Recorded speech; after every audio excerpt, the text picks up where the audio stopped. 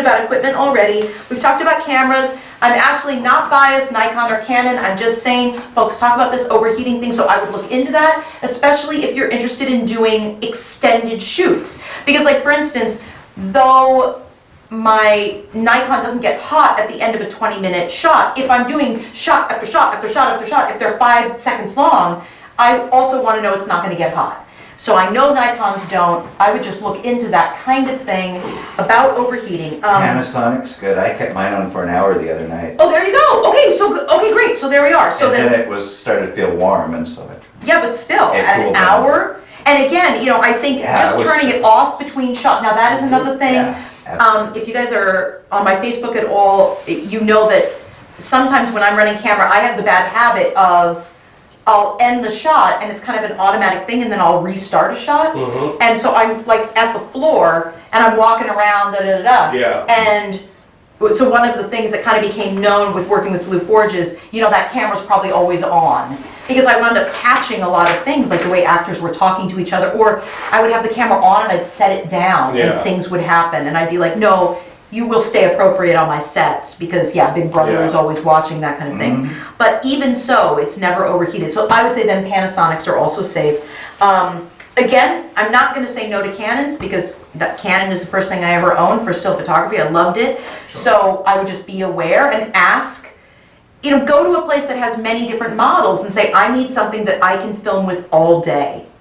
You know, not one continuous shot, but all day, you know. I don't want to have any overheating problems. Phones, nothing earlier than the iPhone 5S. Everything beyond that, people started to really compete with the iPhone, so a lot of smartphones got cameras that are now shooting in full HD. What I like, and I've been told this is only Apple, so I did not know that idea of the touch to focus isn't on other phones.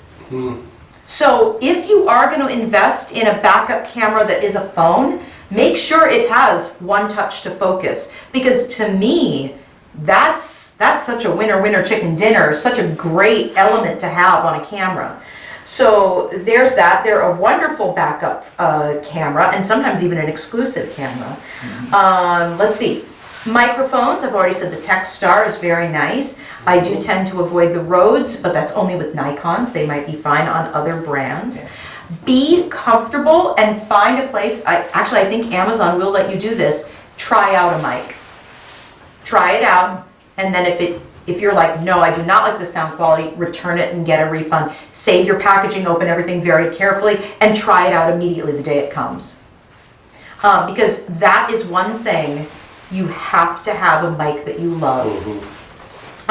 Okay, in terms of boom miking, there's a lot of ways to do it that are inexpensive. You don't have to drop $300 and get a boom mic kit. One of the things that we have actually done is we can take a normal mic like this that is meant to mount on the top of the camera. We mount it on the top of a monopod, which is it's a tripod that's just one leg, and it's really lightweight, and it telescopes down. We mount it on the top of that, run a single auxiliary cable down the pole, go right into the camera, into the side. So then you can still have it right over your actors, like a boom mic, but you're not paying for any fancy kit. Yeah. So what we have used in the past before is we've used both a camera mounted, this is a monopod. It's funny, I have that exact same one. Yeah, and it's by Polaroid, and we've mounted a camera top mic on here, then run an auxiliary cable, we duct tape it or electrical tape it to the pole so it's nice and tight, and it's extra long, it goes right in. The whole thing cost me 25 bucks. So there is that, but of course there's also a particular mic called a Zoom. Okay, there's a mic called a Zoom that actually records off-site audio onto its own SD card. And you can also use one of those and mount them.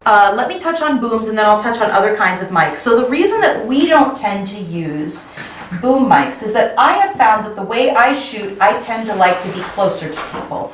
Booms come in handy when you like to shoot a lot of stuff in wide, because then you're back here, your boom mic operator standing right next to you, but he's got, or she has got the mic 6 feet away from you, closer to the actors. I found that stylistically, I don't like them. And the other thing is that, again, I'm talking about fast and dirty miking, or booming, fast and dirty booming. The real kind of booming is you use something like a Zoom, which I do own because I use it when I compose harp music. And so I use that as my recording studio because the sound quality is unsurpassed. And admittedly, it is. It's better than the Techstar, the Zoom. But you can't use the Zoom on a camera. It has to be boomed because it records to its own SD card. And that then means you have an audio track that you then have to pair to whatever take you use, because you don't turn the Zoom on and off. You leave it on the whole day and it just records, or you turn it off every 30 minutes or whatever it is. But you have to be able to rig yourself up so that there are headphones going into the Zoom, going into your boom mic that are on the head of your person running your sound for you. And they have to also be able to see through a monitor or a device or the mic itself if you're going hot.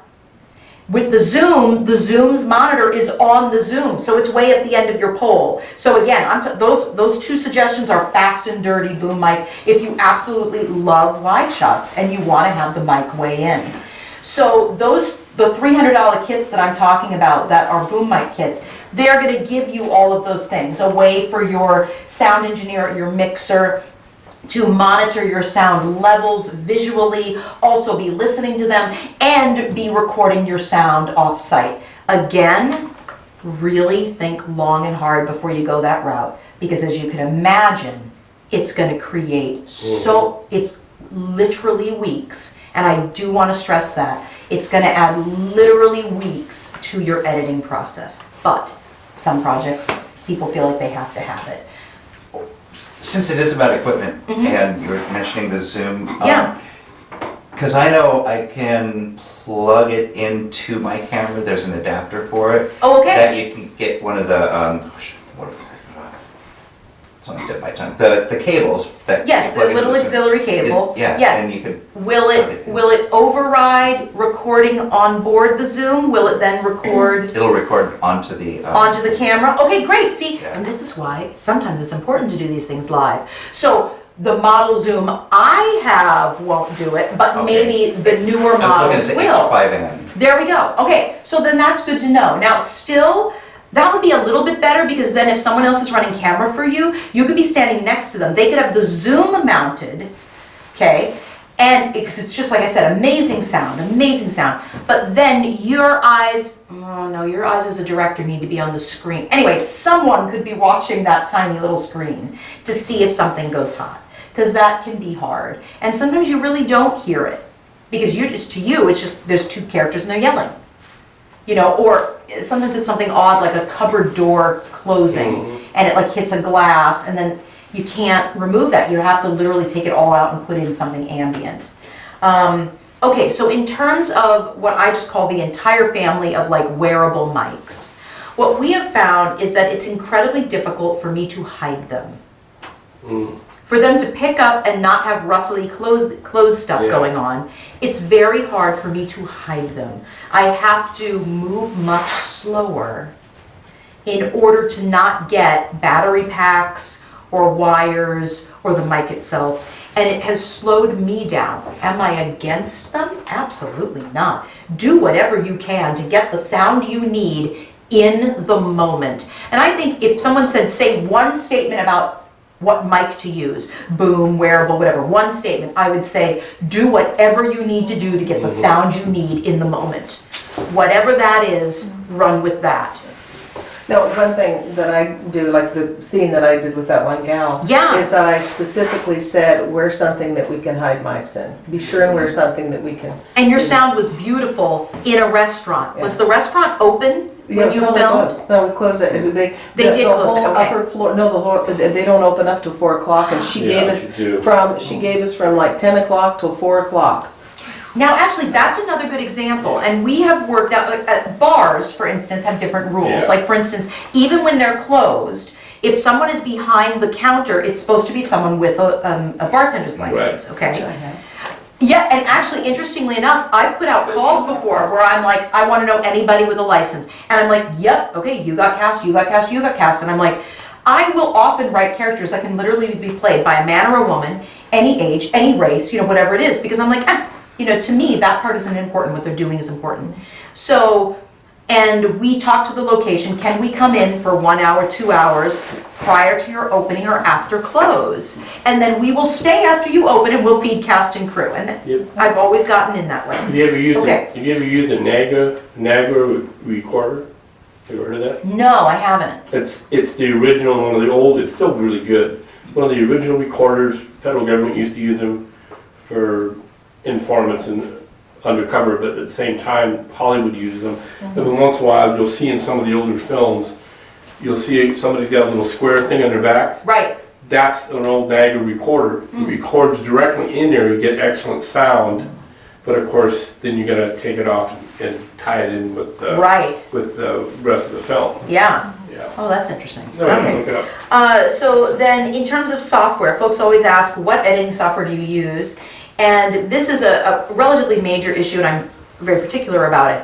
I think that film editing software is outrageously expensive and unfairly so. I actually think it's bordering on obscene what some of the larger companies, I'm not even gonna name drop them, because people they say video editing, it has to be this. Just like I heard very early on, if you're editing video, you have to have a Mac. No, you don't. Yeah. You can have a PC, you can have a Mac. Neither of them do anything the other one doesn't do. So, with the software that I'm going to recommend, the only software that I'm going to recommend, can do everything you need to do from an ultra short film to a feature film, which includes chroma effects, or layering in things, or just editing in general. It is a robust editor. However, if you want to be doing CGI, then you need to be working with someone who does that. I'm not going to teach anybody to do CGI. That's a completely separate realm. This is about everything you could want to do, basic effects, transitions, chroma. I think we've gotten a little beyond basic with a lot of our stuff, but still. And that is a program by Cyberlink called Power Director 12. They are currently on 16 or 18. 16. No. I'm sorry, Cyberlink, no. They've divested and made different suites for things that came bundled in 12, and beyond that, they have changed their interface that makes very simple things like the fade effect buried, or you have to do it manually. 12, it is available on the secondary market through places like eBay or as a digital download. It has to be 12. And I think the one that I like is called Power Director Ultimate 12. Now, I think you guys heard me talking to Carrie about this earlier. It might even be part of our classes. That is what I recommend for editing, and it will do everything you need for editing. However, if you do not want to sign with GlueForge as a partner, or you want to do things on your own, and you don't like painting houses, or other, or like I'm always constructing something in this house. I'm always knocking out a wall, so in all seriousness, if you're like, I can't trade with you, Jennifer, my life is insane. I see you, Noodle. Then you also have to get Power Director 13, any version 13, because 13 will create your ISO file. Your ISO file is what you need to make a commercial DVD. 12 will not create it. 13 was the first time they added it in, and you can create your ISO with 13. Or, like I said, you put on your painting clothes or your construction clothes and you come and work with me for a day, because seriously, one day's work, I can lay out your DVD for you. It's really not hard. If you want to be doing your own design, like designing your own DVD cover, if your DVD disc, I can send you templates for that. I am willing to do that whether you are a partner with me or not. That's not a problem. However, for that, you want to use, of course, a program such as Photoshop. an older version of Photoshop that you can pick up for $10 on eBay is just as good as anything they currently have, especially since currently, I do believe right now, Photoshop is a subscription. Yeah, Yes. they're all subscribing now. Shame on you, Adobe. Shame on you. Of course, there's always GIMP. Yes, there is GIMP, and there's a couple of other programs that, people have said are free or super low cost, but personally, and I believe I'm working with Adobe Photoshop Creative Suite 3. It's anciently old, but it will still load even on like a Windows 10 machine, and it's so cheap. I'm just like, go full featured, because then you've got everything, and you can do anything, and you can open any template I send you, and you can open PDF. Anyway, so there we go. So there's software. Lighting. So you can go ultra cheap, or you can go medium, or you can go super expensive that I don't even know what it is, and we're not even going to talk about super expensive. So your medium is a nice kit. You can go to Amazon. It's under $200. It comes with 2 trees with light boxes and reflectors, and it's got a framework for you, and it's just super cute, and you'll look super fancy, and people will love it. And you can light anything with that. Just don't tell actors, because I want to come over to your house all the time for videos of that. Oh, okay, that's totally fine. Yes, exactly, they will. So, and those are beautiful, and pretty much any dummy can, set them up. You don't have to be a gaffer to be able to set them up and light folks. Or, if you're like, yeah, you say $200 like it grows on trees, and it doesn't, you can also do Walmart, $20, what they call a tree lamp. Oh, yeah. It's 3 cans, and you don't go with the cheap yellow bulbs, okay? You go with white light bulbs. You have 2 of those. 3-point lighting, right? Everyone's heard that phrase, Yeah. 3-point lighting. You have 3 of those off camera, to the right and left of the camera, and then your third one is either somewhere in your scene or it's laying on the ground, filling up with light. So, and I tell you, it's just like the producers that told me not to use the iPhone 5S. I had to use a red. I light like that, and everyone's like, oh, who is your gaffer? And I'm like, oh, Walmart. I mean, and again, I'm not putting down gaffers. I would love to have someone come and professionally light all of my scenes and make all of my people look beautiful at every moment. That's fabulous. And if that is one of your friends, yes, make that friend cookies. And definitely have them, they're the ones that are getting back end. Everyone else is free, no back end. But the gaffer, yeah. But it is possible to do things that way. The only mistake that people make is they tend to buy the cheap light bulbs. You can't. You have to get, I want to say it's either called true white or cool white. It's, the ones that shine white instead of gold. So those are the ones that we use. Other good things are those, like, for terrariums and stuff, those Yes. metal that clip on and stuff. Oh, yes. Yes. Yeah, those are great. Absolutely. They've Yes. already got the reflector and everything. I call them chicken coop lights. Yeah. With the big metal hood. Yes, absolutely. Now they have the little battery lights that you. Yes, we do. We have 2 big bins filled with those. Really? And after my first, and it's funny because I keep thinking I should just give them to someone, but then I'm like, I don't want, that's like giving someone a poop. And what it was that they burn through their batteries. Oh, really? Lee X. Oh, Lee X. You don't give people bad gifts. Like a poop. It's been my Christmas Like a gift for 3rd years grader or now. something. It gets late, I become a 3rd No wonder grader. I lose So the boy, the light was beautiful, and yes, those are all cool white as well. But they were like, we were way out at Fort Worden, way out there deep in. And I'm like, okay, light. Why is that flickering out? Darkness, my old friend. I mean, it was just like, this is so bad. So those and we even have one that it's not batteries, it's rechargeable batteries. That baby did the same thing. So I bought, like an idiot. I'm like, oh, it burns through batteries. I'll buy more batteries. Not, I'll get a light that plugs in. Don't make my mistakes.